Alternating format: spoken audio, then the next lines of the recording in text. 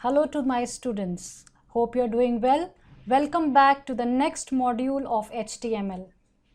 As promised in the previous module, we will be learning today how we can create the select boxes. Now the select boxes are given different names. Let's say you are reading a book. Some of the book gives it the name select box. Some of them uses a name combo box or drop box. Please never get confused, it's the same thing. And if you are accessing a website, you might have seen that there is an option to select a particular value from this drop box. Let's say you're visiting a company and searching for a technology course. If you're doing that, you might see an option where the website asks you, or the information they need is the technology looking for or the course looking for. In that case, you select a particular value from the list of courses which the academy is providing or the company is providing, and you submit the interest that you have. Now let's do one thing. Let's create something similar using the HTML coding.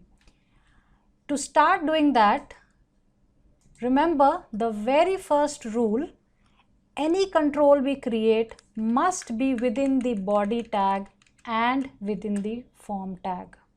So let's get started. I'm going to make a body tag and I'm going to close it right here. Let's close our head tag here. We're not using it, so let's just open and close it for now. Okay students, so what we are going to do, inside this form tag that we have created, let us give a heading, and the heading is please select the technology you are interested in, and I'm going to close my h2 tag. After this, our main aim now is to create a drop box. So I'm adding a comment, adding a drop box. I've already given you another names for this: combo boxes or select boxes. And let's close the comment. Now, in order to create a select box, we have to use a relevant tag, and the name of that tag is the select tag. So I'm going to give a name to this tag, which is select. I'm going to give it a name is equal to, let's give it a name, let's say technology, and let us also give it a ID. Now remember, this is a variable, so you can give any name as per your convenience, and I'm going to close this tag here. So what is this going to do? Let us understand. This particular line that we have written will actually help me create a drop box or the select box on the form. But it is an empty drop box, remember, and it is of no use. Why? Because we have to put some values inside the drop box, isn't it? So what we need to do, we have to enter some values, and those values are entered using a tag called as the option tag.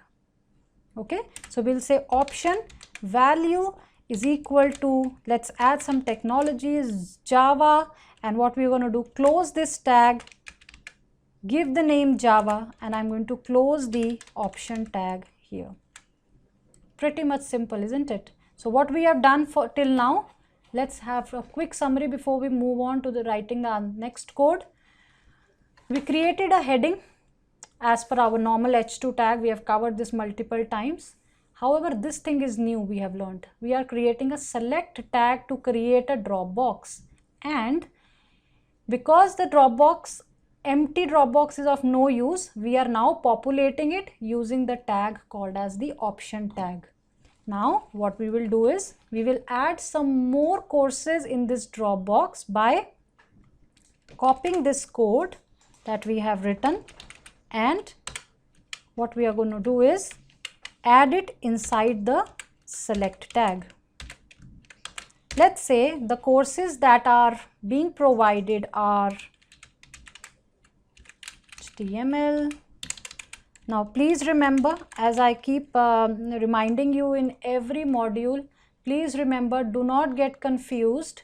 Whatever you write inside these angular brackets is the one which gets published on the screen, right? So whatever you are giving here, this is for internal usage. This is not published on the screen. So please remember this. You can give any name for the value, but whatever you want to print, it should go properly inside these angular brackets, right? So I'm going to change this to,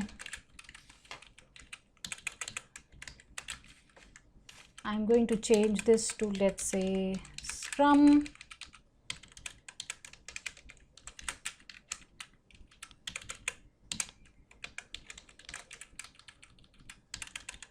and I'm going to give a value. It's not necessary that the value and the text here is same, right? So please remember. So next what we're going to do is, we have a heading which is asking the user to create, select the technology. We have created a drop box already, and we have populated that drop box with multiple values. Now what we need to do, most important step, make sure your code is saved. So I'm pressing Ctrl S, and then what we'll do is we'll actually execute this code to see if it is giving us the desired output or not. So can you see this? It asks me, please select the technology we are interested in, and if I click on this select box, it has populated all the values which I have given here.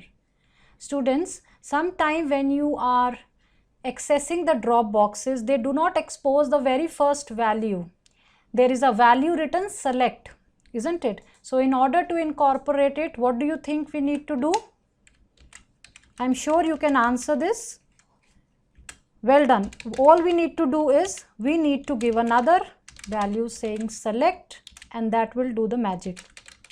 So we'll close this tag, which is the option tag. Save the code. Please remember, every time save it before you execute your code.